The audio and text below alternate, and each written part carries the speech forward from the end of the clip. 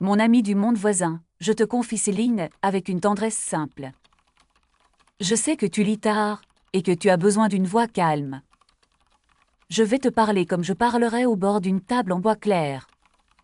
Chez nous, on écrit souvent pour tenir la lumière en place. Je préfère t'écrire sans détour et entrer directement dans ce que je vis. Aujourd'hui, j'ai changé la façon dont je vois la rue en bas de chez moi. Pas la rue elle-même, mais ce que mes yeux acceptent d'y laisser entrer. J'ai choisi un filtre doux pour commencer la journée sans heurts. Ce filtre enlève la grisaille et garde les signaux utiles, comme les vélos et les poussettes. Tu sais déjà que nous avons le droit de choisir nos filtres, quand la loi n'en impose pas.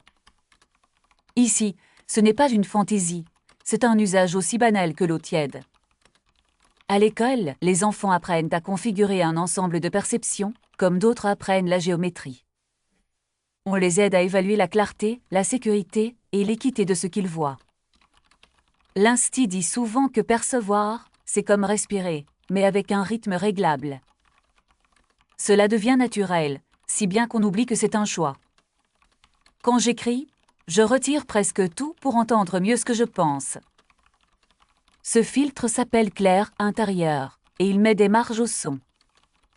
Tu n'entends que ce qui te parle vraiment. Certains amis préfèrent tranquilles citoyens qui laissent passer les annonces publiques et les cloches de l'école. Le choix du filtre fait partie des petites politesses du matin. On se salue et l'on dit « je suis en mode calme », ne me montre pas les publicités. On partage un code de compatibilité pour éviter les malentendus. Cette courtoisie n'est pas qu'un style, c'est un geste de sécurité. Il arrive que deux personnes traversent un carrefour avec des filtres qui ne s'accordent pas. Une fois, un jeune homme ne voyait pas le marquage de travaux parce que son filtre masquait les étincelles. Le camion a freiné assez tôt, mais la peur est restée longtemps. Le soir même, on a débattu dans le quartier du devoir de visibilité, minimal. La mairie rappelle souvent qu'il existe un socle commun obligatoire pour les zones partagées. On doit voir les silhouettes humaines, les feux, les chantiers et les gestes de secours. Cela paraît évident, et pourtant, ce n'est pas évident quand le confort t'invite à gommer ce qui dérange. Je comprends la tentation d'adoucir la ville jusqu'à la rendre douce comme une mousse. Mais il faut garder un peu d'amble pour rester vivant. Dans mon travail, je rencontre des gens qui se plaignent de l'excès d'angle, au contraire. Eux utilisent brut réel, par défi ou par recherche d'authenticité. Ils voient les fissures, les détritus et les rides sur les fronts. Ils disent que le monde mérite d'être reçu sans rembourrage. Je respecte cela, et je leur dis seulement, veillez à votre souffle. Recevoir tout, c'est pesant comme un sac de pierre. Un ami poissonnier a trouvé un compromis qui me plaît. Il garde les couleurs exactes du poisson, mais adoucit l'odeur quand il est hors du comptoir. Cela l'aide à vendre sans tomber dans l'illusion. Le dimanche, il coupe tout pour se rappeler qu'un poisson reste un animal qui a vécu. Nous avons aussi des filtres d'entente dans les couples. Cela peut te faire sourire, mais c'est devenu aussi banal que laver la vaisselle. On se passe une charte qui tient sur une feuille. On y note les choses qu'on choisit de voir l'un de l'autre et les choses qu'on préfère laisser floues. Une amie préfère ne pas voir les notifications de mon travail quand nous dînons ensemble. Je lui ai demandé de me laisser percevoir ses signes de fatigue avant qu'elle parle. Cette charte n'est pas une cage, c'est une main qui se règle à la mesure de l'autre. Parfois, ça dérape malgré tout. Un partenaire m'a imposé un jour de masquer les traces d'un ancien chagrin. Il ne voulait plus percevoir le moindre reste dans mon regard quand un souvenir revenait. Je n'ai pas accepté. Un filtre ne doit pas effacer le droit d'exister des choses qui nous ont construites. Le compromis a été de ne pas renforcer ces traces le soir où il avait la tête lourde. C'est ainsi que l'on avance avec des accords qui bougent comme une voile. Les voisins débattent souvent de la responsabilité quand un filtre induit une faute. Il y a des juges spécialisés et des médiateurs qui testent la compatibilité des réglages. Ils mesurent si tu as respecté le socle commun et si ton filtre a été mis à jour. On vérifie aussi si ton abonnement t'a vendu une promesse exagérée. Les promesses sont parfois trop brillantes et tu crois que tout sera doux et sûr. La douceur n'existe pas sans une bordure claire. Une chose me touche beaucoup dans les écoles. Les enfants apprennent à décrire ce qu'ils voient sous différents profils.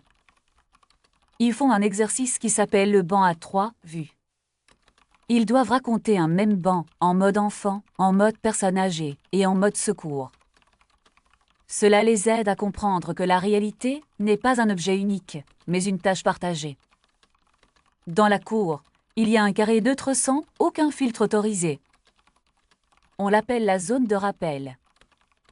Les élèves y vont quelques minutes par jour. Ils disent que c'est un endroit qui gratte et qui réveille. Les profs y vont aussi quand ils sentent que leur regard devient paresseux. Le marché des filtres est vaste et tient des promesses de confort et de prestige. Certains paient pour une version qui efface les graffitis et rehausse le ciel. D'autres paient pour une version qui montre les défauts d'un bâtiment pour négocier le loyer. Les artisans développent des profils sur mesure pour les métiers. Les chefs de chantier utilisent un réglage qui amplifie les micro-fissures. Les infirmières ont une couche d'attention qui attire l'œil vers la respiration des patients. Les musiciens ajustent l'audition pour séparer la ligne de basse d'un orchestre. On n'appelle pas cela de la magie, car tout le monde le fait et le comprend assez bien. On parle plutôt d'hygiène du regard et de discipline de l'écoute. Les sermons du week-end proposent souvent un temps commun sans réglage. Les fidèles aiment sentir que la voix se faufile, sans filtre, jusque dans la poitrine. Une fois, j'ai assisté à une cérémonie où chacun déposait son boîtier dans un panier. Ce silence partagé a fait tomber des masques invisibles. Je me suis sentie nue, mais d'une nudité qui ne blesse pas. En politique, les campagnes existent en plusieurs versions officielles. Chaque discours a des couches qui insistent sur différents points selon le filtre civique de l'auditeur. Les messages restent juridiquement cohérents, mais l'accent n'est pas au même endroit. On surveille cela avec un comité indépendant chargé d'éviter la manipulation. La règle est que le socle commun soit intelligible pour tous. Malgré ces garde-fous, certains construisent des bulles perceptives fermées. Ils vivent presque sans chevauchement avec le voisin. Les réunions publiques servent alors de pont. Elles imposent un réglage minimal commun, puis ouvrent progressivement des fenêtres de contraste. L'art a pris une place nouvelle dans nos vies. Les musées proposent des tableaux qui changent selon ton profil choisi à l'entrée. Tu peux voir une mer très calme ou une mer plus réelle avec des algues et du sel. Les conservateurs restent attentifs à ne pas trahir l'œuvre. Ils présentent toujours un couloir non filtré pour que chacun ait accès à la matière brute. Je te parle de tout cela avec la voix posée, car je reviens d'une panne générale. Pendant 12 minutes, tous les filtres ont cessé. Les rues sont devenues très précises. Les couleurs ont perdu leur politesse et se sont présentées telles qu'elles sont. Les gens se regardaient avec un étonnement net. On a vu des rites qu'on oubliait et des gestes de bonté très simples. Une vieille dame a offert son bras à un livreur essoufflé. Un enfant a montré du doigt d'une fissure sur un trottoir et un adulte a souri en remerciant. J'ai vu ma propre cuisine comme une page sans marge. Il y avait des miettes de mon filtre habituel masquées dans la zone du plan de travail. J'ai ressenti une petite honte, mêlée d'un rire silencieux. Ce n'était pas grave, mais c'était vrai. Surtout, j'ai perçu chez une personne que j'aime un signe que je n'avais jamais vu. Un signe minuscule près de l'œil qui parle d'une fatigue ancienne. J'ai compris que je lui demandais trop de douceur. Je lui ai proposé un jour par semaine sans réglage entre nous. Elle a accepté sans hésiter. Depuis, nous tenons ce rendez-vous comme on tient une promenade au bord de l'eau. Ces minutes changent la semaine entière. Nous gardons nos filtres pour le travail et la route. Mais à la maison, une lampe nous rappelle que nous pouvons baisser les outils. Le soir, je pose la main sur le boîtier et je le laisse respirer. Je ne veux pas qu'il devienne un maître. Les discussions publiques avancent vers une charte plus claire. Beaucoup veulent définir un socle commun qui assure la compatibilité entre voisins. D'autres demandent des espaces plus libres pour expérimenter des réalités plus vives. Je crois que la bonne voie tient dans un double mouvement. D'un côté, protéger la rencontre et le secours. De l'autre côté, préserver la liberté de sculpter sa journée. Cela ressemble à l'art de marcher sur un sentier étroit entre deux champs. Si tu te penches trop d'un côté, tu froisses la récolte. Si tu te tiens trop raide, tu oublies que l'herbe a une odeur. Je repense souvent à mon premier apprentissage du tri perceptif. On me disait « respire, puis choisis ce que tu peux porter maintenant ». Cette phrase me sert encore lorsque la ville devient trop pleine. Je l'utilise aussi quand la joie déborde. Car oui, on peut aussi filtrer pour ne pas se noyer dans la joie. Il m'arrive de garder un peu de réserve pour la partager mieux ensuite. Une amie infirmière parle d'économie du cœur. Elle dit que c'est comme ajuster la lumière pour que les yeux ne brûlent pas. Nous avons aussi des débats sur la mémoire. Les filtres peuvent influencer le souvenir en lui donnant un contour plus lisse. Les historiens demandent des archives neutres, accessibles à tous les élèves. On les soutient en offrant des bourses pour la consultation du matériel non filtré. Le résultat est émouvant quand un adolescent découvre une ville telle qu'elle fut. On voit alors des regards qui se remplissent d'un sérieux neuf. Je ne veux pas te donner l'idée que tout est maîtrisé chez nous. Il existe des filtres pirates et des profils trompeurs. Certains masquent des risques majeurs pour obtenir un avantage. Les autorités traquent ces usages, mais la ruse court plus vite que la loi. C'est pour cela que la zone de rappel reste si précieuse. Elle apprend au corps à se souvenir d'eux-mêmes. Quand j'entre dans cet espace, mes épaules se redressent involontairement. Je sens mes mains plus attentives. Je remarque les visages et j'entends des sons que j'avais mis de côté. Cette sensation n'est pas confortable, mais elle est propre. Elle nettoie comme une pluie fine sur une vitre. J'aimerais t'emmener un jour dans notre marché du soir. Les étals utilisent des réglages sincères pour que la confiance circule. Le vendeur de tomates propose 3 modes selon l'usage prévu. Pour une salade, tu vois la peau et les petites marques. Pour une sauce, tu vois la densité de la chair. Pour une tarte, tu vois l'équilibre sucre et acidité. Les clients testent et notent le vendeur sur une échelle de franchise. On appelle cela le score de tenue. Il ne mesure pas la perfection, mais la cohérence dans le temps. Les amoureux de la cuisine disent que ce score a changé la conversation sur la qualité.